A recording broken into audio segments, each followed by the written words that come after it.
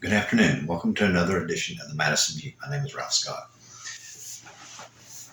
I'd like to continue to talk about the Bill of Rights. I forgot to bring that tablet up here because they have the January the 6th riders talking about, the Bill of Rights is being trampled upon. I'll start with the Third Amendment.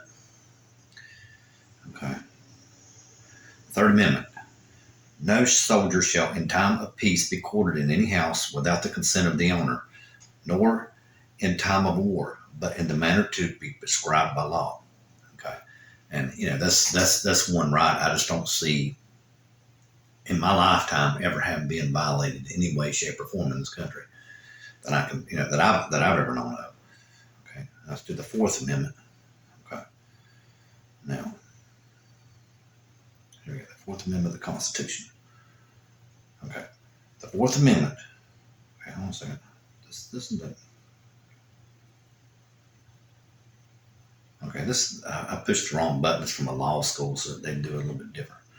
Okay, here it is. Okay, the right of the people to secure their possessions, houses, papers, and effects against unreasonable search and seizures shall not be violated, and no warrant shall issue be upon probable cause, but upon probable cause, supported by the oath of affirmation, and particularly described the place to be searched and the persons or things to be seized.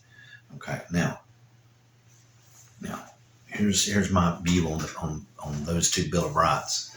The Third Amendment, like I said, I've never seen it violated, but the Fourth Amendment, however, I think is violated quite more often than it should be by our law enforcement in this country. And I think that's the reason why there's so many lawyers in the country, because that is violated bad. I mean, they're coming up all these no-knock seizures and all this stuff. In my opinion, I understand it's, all based in supposedly good conscience, trying to protect people and all that kind of stuff, because that is their job. But I think maybe I still think the Fourth Amendment, if any amendment in the Constitution, Bill of Rights, in my opinion, has really been trampled on a lot, it's the Fourth Amendment.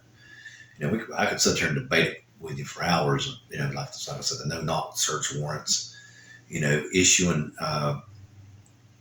warrants or investigations and people just on, gossip and hearsay. I'm sure that's been done without a doubt. There's just numerous ways. You're supposed to have probable cause. You don't just do things willy-nilly. You're supposed to protect the person as well as protect the public. The individual is just as important as the public is. And I think that line's getting very blurred in law enforcement. But anyway, let me jump into what I'd like to talk about today is the whole entire budget scenario thing that's going on right now. And I knew this would be a debate. Like I said, Republicans are just a party of spin. They're sitting there saying that Biden's trying to scare people, about Social Security. But I don't know about you, but I read more than one article before the Republicans took control of the House. Kevin McCarthy had a spending plan where he wanted to cut Medicaid and Social Security by 30%. And then another Republican wanted to cut all spending all the way across the board by 5%. And again, it just goes back to what I was saying before. As long as the Republicans hold the legislature, they make a Democrat, if he's president, cut spending. But if they hold the legislature and the executive branch, they always increase spending. If you don't believe me, just think back to the pandemic. I'm not a big-time economist, and I wasn't up all these different meetings and everything that they were doing to try to make sure the economy was going to survive the pandemic. But if you ask me, I think Trump and the Republican Congress overstimulated the economy. That's why we have the inflation that we have now. Just look at the PPP or whatever it was, the job protections, whatever. I don't remember. Somehow the employers got $26,000 to save a company, to save a person's job during the pandemic. So, like I said, this is just an opinion. This is only a Monday morning quarterback and looking at it, from a backward perspective as well as just my own. I've never sat in all these different meetings and heard from all these different people. The major thing that would influence me at that point would be, corporate leaders, of course, CEOs, economists, and just downright everybody sitting there and thinking about this. Is what would you need to do to counteract the economic effects of a pandemic? And like I said, I still think to this day that the economy is overextended, and a lot of economists agree with me because they sit there and say that that's 90% of the reason why we have so much inflation in the economy. Because, like I mentioned before in one previous video, mankind never printed that much money in the whole entire existence of the U.S. economy. I think it possibly in the world was like 5 times more money ever printed in the whole entire U.S. economy. It was a major amount of money, and I said they overstimulate the economy. It doesn't bother them to deficit spend and just basically give away money, which is what they were doing from what I can see some of these programs. Like I said, again, I would have to go back and think about it. But to me, I would personally thought that the unemployment was fine and possibly extend Medicaid and Medicare, into unemployment. You know what I'm saying? Where, the people who lost their jobs because of the pandemic wouldn't, go to the emergency room and die. They would still be covered, something like that. Don't quite go so, give everybody, what was it, $4,800 altogether, and not including what they gave business. Like I said, $26,000 to businesses, like $4,800 to individuals, and it's like, oh my gosh, thousands and thousands of dollars they injected in the economy. It was all deficit spending. There was no, no ifs, ands, or buts. It was all deficit spending, and on top of it, they done quantitative easing, on top of it. But anyway, like I said, and they're trying to sit there and say that Biden's trying to scare everybody, but it's the truth. I mean, every time the Republicans are in that situation, just like, do you know why Social Security age is being raised to 67? Does everybody know that? It's the Republicans who did it. They did it under Obama for a budget deal. They raised the retirement age for Social Security to 67. It's the Republicans that did that. It wasn't the Democrats. It was the Republicans. They had control of the House and the Senate and basically held the government in a shutdown mode, if memory serves me correctly, and that's how retirement age got pushed to 67. It was the Republicans that did that. It wasn't the Democrats. If memory serves me correctly, that's pure Republican stamp. And they can say what the hell they can say what they want to, that they're not messing with people. They don't care. They really don't care. I'm telling you, they will say one thing and do another at the drop of a hat. It doesn't bother them one bit. And it's just amazing. And just like, I'll give you another example. Where I talk about the Republican Party is teetering on the edge of religious tyranny. The Republican Party is such a cult anymore. It is pathetic. And if you don't agree with me, here's a little bit of a scenario that I read in the news the other week, which would make you kind of think about this for just a little bit. This preacher, I'm not going to name any particular preacher, just for general purposes, but the preacher basically was sitting there saying that they could talk to God, and God told them that all Democrats were going to go to jail or die. So, here is a cultish statement, because as far as I know, Christianity, you're supposed to pray for your enemy and love your enemy, and try to help them and turn them away from their vices or whatever. You're supposed to help people. You're not supposed to condemn people.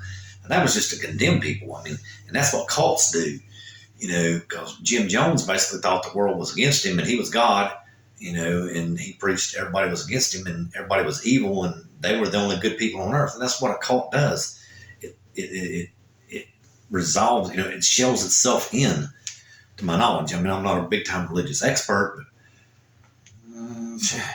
it sure sounds like the only thing that woman was saying was that if you voted for anybody but if you were anything but a Republican, you were going to die to go to jail. Excuse me.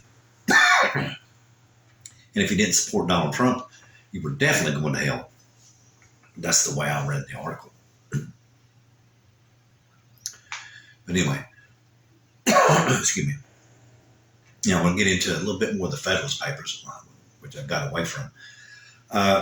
31 through 36 or 38, somewhere around there, is Hamilton just talking about taxation. Okay. So I'm going to kind of skip past those a little bit. I'm going to skip down to 38 or 37, I forget which one, where James Madison was talking about forming a constitution and putting the words down on paper about the debate among men. He basically said, it's just like today's political climate. And in my opinion, you got some people, I won't name their names, who don't care. It's just about getting the vote. They don't care about anything else but that. It's their morals, in my opinion, are lacking, and that's what he was talking about. You have to take the basically to form the government with the people they had there. They had to take the people who had lacking morals, the people who were who had very good intentions but not necessarily the correct advice or idea, and then the people who were right. Basically, the people who were right on the way we go were actually outnumbered by the other two categories, and that's what he was talking about. He gave an example of God, okay, where when God speaks to people, he has to use words. God is an omnipotent being. Words are fallible. They're invented by humans. They aren't very good communication vehicles, is like he was saying. You can have the best intentions in the world, the best idea in the world, excuse me, and not be able to communicate it correctly or write it down correctly, and it would become, a fallacy or a failure. It just wouldn't work properly, even though you had the idea right in your head, but you didn't write it down right or convey the meaning correctly, which would be like you hear about Grammarly talking all the time. The tone of what you wrote, the tone wasn't correct, so therefore the meaning didn't come across to the individual the way that it was meant to come across. It just showed you, he was just trying to say that language in itself was a barrier, less alone just the other three factors. They were facing like four factors to pull something together, and it was an extremely hard task. And like he said, it's not something that was being taken lightly. And everybody was thinking about every word they said. They were going back and reviewing different governments of the past. The people who come up with this, just like Madison said in that article, we're literally debating the balance between executive, legislative, judicial, and state rights and the individual's rights. I mean, it was a long and arduous task. And like he said, and all they had was language to say it with. I mean, he wondered at times, can language even, cross the barrier that we were wanting to cross to protect liberty for a very long period of time, with a government that could do it as well. And that's all I would like to say tonight. Good night.